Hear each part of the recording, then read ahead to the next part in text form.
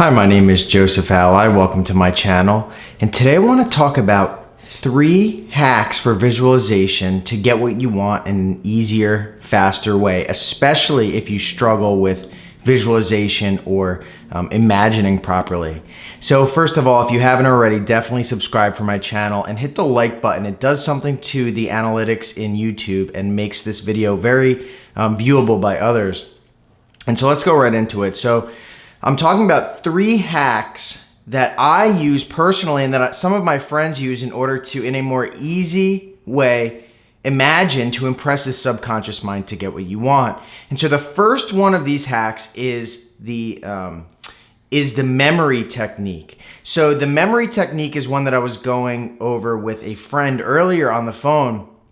And the idea is essentially to take a memory in the past and utilize it in order to bring that feeling alive and then slightly adjust it in order to fit what you actually wish to experience. So this is really good for specific people or things that you can relate to that have happened in the past. And so the idea here and the philosophy behind it, or the essence behind this, which is provable, is that all things exist right now. So when you draw upon your memories, you're actually recreating them and telling your subconscious mind to produce them again.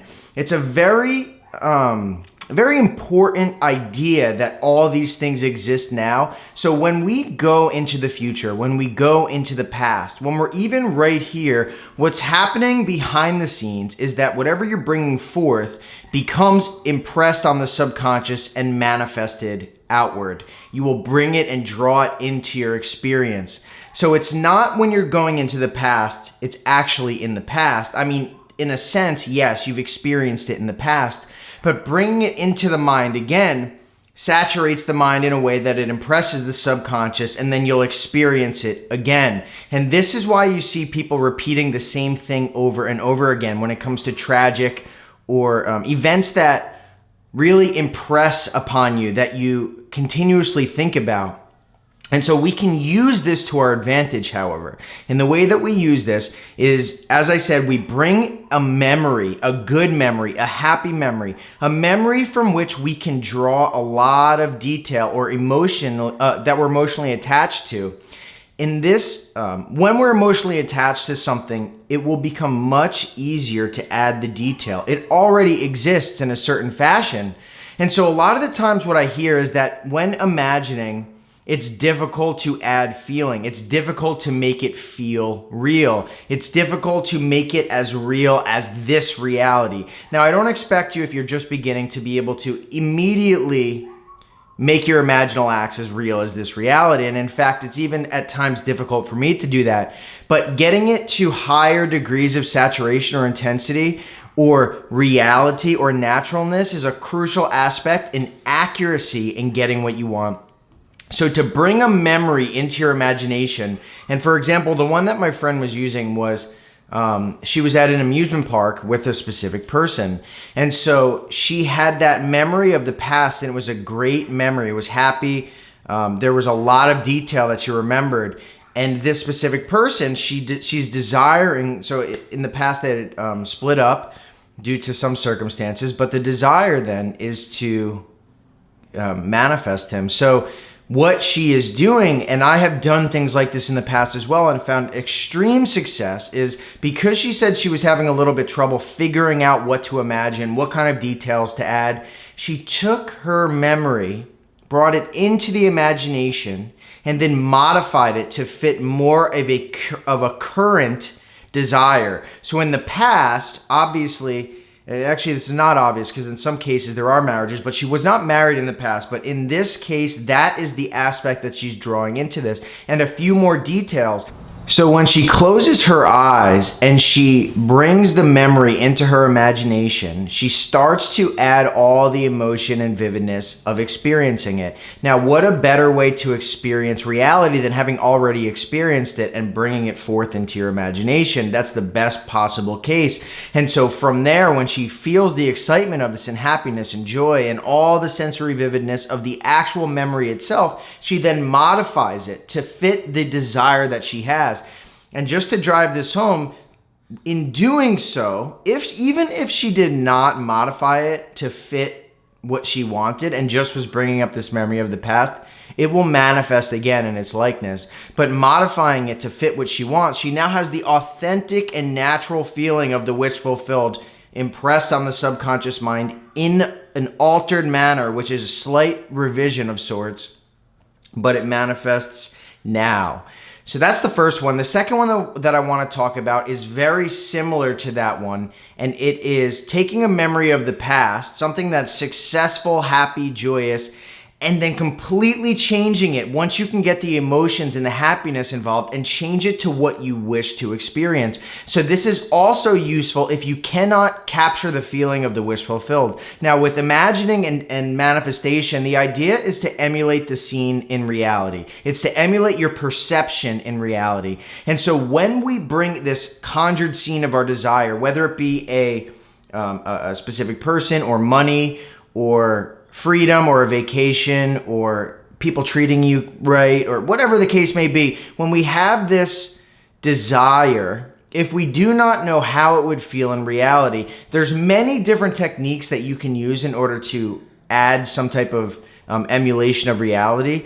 But in this case, when we're trying to capture that feeling, we draw upon a successful memory in the past, just like we did prior. But in this case, after we feel this and we start to get the emotion building up in us, then we switch the scene to the object of our desire. Now, we should be pre-planning this scene out before we hop right into it. Otherwise, you're just bringing up this feeling and then you're going to lose the momentum by thinking, okay, what should I imagine now? We should already map out, and I normally do this on a piece of paper, or I at least contemplate it thoroughly, because I don't really, if I get into the imaginal state, which is relaxing and in the present moment, it's something that's sought after. It's something that is valuable to me. It's actually priceless, because you think about it, this is all that's needed, because after that you can go into the imagination and manifest, right? But if you're not in the present moment, if you are obsessing or thinking, I don't even imagine at that time. If I'm in a bad mood, I'm not even imagining. I wait until I'm calm. I wait until I'm okay, and then I relax. And then at that point, I bring the scene into my imagination. So here's the thing, right? Like I said before, when we have this saturated feeling in our mind and we're relaxed, we're in the present moment, and we're feeling the feeling of that memory, we swap it out, right? Having already planned it out, we swap it out and we feel that feeling of the new wish fulfilled. And what will happen there is, being that we're there, adding that feeling, which adds accuracy, we'll emulate that, copy that, take a snapshot of that, and impress that in the subconscious mind. And through a matter of time, through a course of time, it will manifest outward, and we must experience that which we've imagined. It's not going to pass to someone else as long as we do it in first person. It must return to sender. And so if you can get this feeling, if you can feel satisfied, then don't worry, it must come. And the last one that I would like to bring up is probably my favorite out of all of these, and it is mirroring.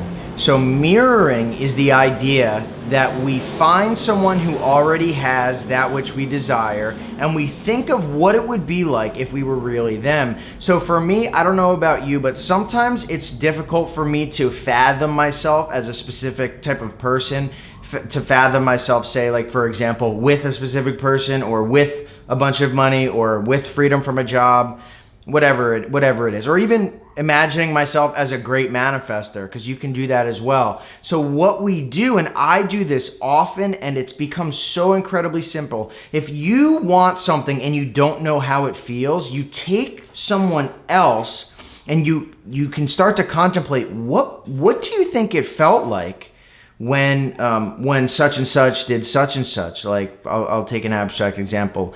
What do you think it felt like when Steve Jobs became CEO of Apple? What do you think it felt like when he came back to Apple and he made his first $1 billion? I don't know. My facts could be off here with that, but either way, the idea is, like, okay, what do you think it felt like when Alexander the Great conquered the known world at the age of 30? These ideas and sensations, it's like, okay, but why would I want to know what Alexander the Great felt like when he conquered the known world at age of 30? Well, so here's the thing, right? You can, no matter what, go back in time and really think about, okay, so say I want to conquer something. Say I want a monumental achievement, right? I would take someone who's achieved one. Alexander the Great, for instance, Steve Jobs, or any number of people who have achieved great things, of which there's countless. And I did not choose those for any particular reason, but just that they were off the top of my head. But it's like, we can contemplate, okay, so say I want to have a successful business. Say I want to, whatever I want, who's done it? There are countless people who have done it. And an interesting thing is that if we find biographies, which I've mentioned this in a previous video, you can easily find, or even autobiographies, what it was like. What was it actually like for that person to do this? Or you look through history, or you know somebody who's done it before. For some reason, it is so much easier, I guess because of the stress and strain it takes. What will I feel like? What am I going to do? No. What did that person feel like? What do I suspect?